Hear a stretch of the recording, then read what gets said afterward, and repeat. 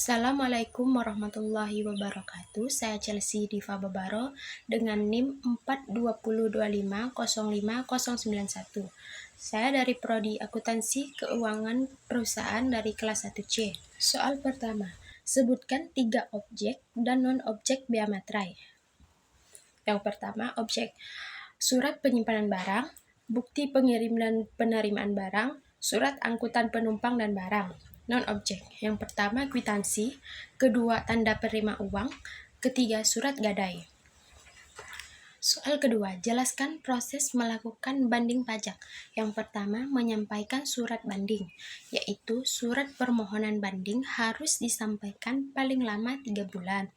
Dan yang kedua, penerimaan surat uraian banding, yaitu setelah menerima surat banding dalam jangka waktu maksimal 14 hari, pengadilan pajak akan meminta surat banding kepada Direktorat Jenderal Pajak. Yang ketiga, menyampaikan surat bantahan, yaitu wajib pajak sebagai pemohon banding dapat menyampaikan surat bantahan terdapat waktu uraian banding dalam waktu 30 hari setelah tanggal diterima. Salinan surat uraian banding yang disertai permintaan surat bantahan. Yang keempat, surat pemeriksaan. Yang kelima, putusan pengadilan pajak. PT Maju Jaya mengimpor mesin produksi dari Jepang dengan nilai faktur sebesar $20.000, biaya asuransi sebesar $1.000, dan biaya angkut sebesar $2.000. Bea masuk yang ditetapkan adalah 10% dari SIF. Kurs yang ditetapkan Menteri Keuangan saat itu adalah 15.000 per US dollar. PT Maju Jaya memiliki angkatan mengenal importir, yaitu API. Berapakah PPh pasal 22 yang dipungut? Simak jawabannya. Pada soal nomor 3 ini, kosnya $20.000, biaya asuransinya $1.000, biaya angkutnya $2.000. Total shiftnya yaitu $23.000. Kursnya $23.000 dikali Rp15.000. Totalnya Rp345 juta. Biaya masuk 10% dikali 345 juta, totalnya 34.500.000. PPh 22. SIF ditambah bea masuk 345 juta ditambah 34.500.000, totalnya 379.500.000. PPh 22-nya 2,5% itu dari API dikali 379.500.000.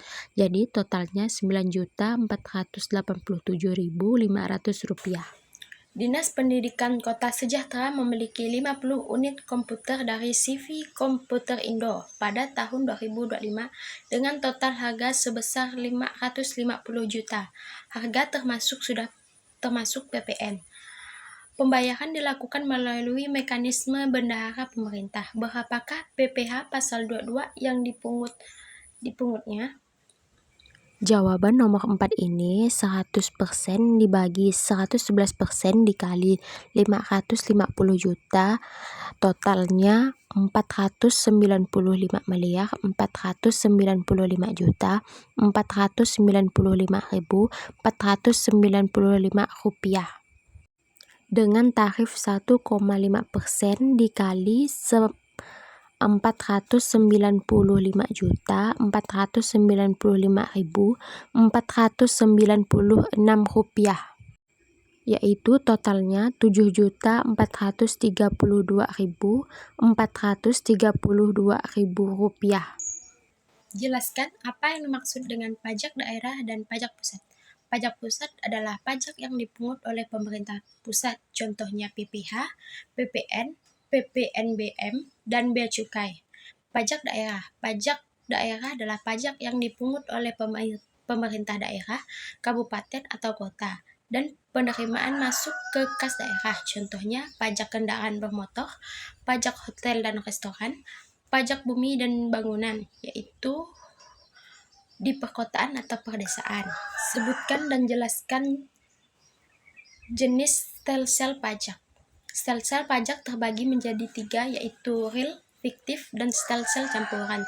Yang pertama, stelsel real. Stelsel ini digunakan untuk pajak penghasilan PPh pada akhir tahun di mana wajib pajak melaporkan penghasilan aktual mereka dalam surat pemberitahuan tahunan.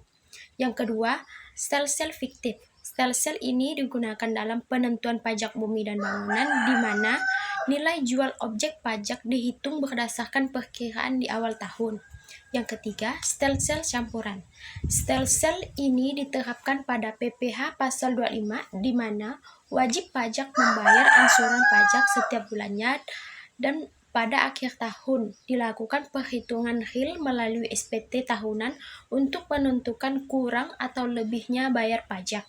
Sebutkan dan jelaskan sistem pemungutan pajak yang ada di Indonesia. Yang pertama, self-assessment system, yaitu pemungutan dari diri sendiri. Yang kedua, official assessment system, yaitu yang dipungut oleh pemerintah sendiri. Yang ketiga, mid-holding assessment system, yaitu yang dipungut oleh bendahara atau pihak ketiga. Jelaskan apa yang dimaksud dengan wajib pajak luar negeri dan wajib pajak dalam negeri. Yang pertama, wajib pajak dalam negeri yaitu lebih dari 183 hari, yaitu termasuk ke wajib pajak dalam negeri. Kurang dari 183 hari termasuk kewajiban pajak luar negeri. Pak Agus seorang pegawai tidak tetap bekerja di PT Angin Ribut. Pak Agus melakukan pekerjaan sebagai pembersih kaca selama 40 hari dan memperoleh penghasilan sebesar 102 juta. Maka hitunglah besaran potongan PPh pasal 21 untuk Pak Agus. Disimak ya jawabannya. Jawaban nomor 9 ini 40 sama dengan 102 juta. Sama dengan 50% dikali bruto PPh 21, yaitu tarifnya 5% dikali 50% dikali 102 juta, yaitu totalnya 2.550.000. Sekian dari saya. Wassalamualaikum warahmatullahi wabarakatuh.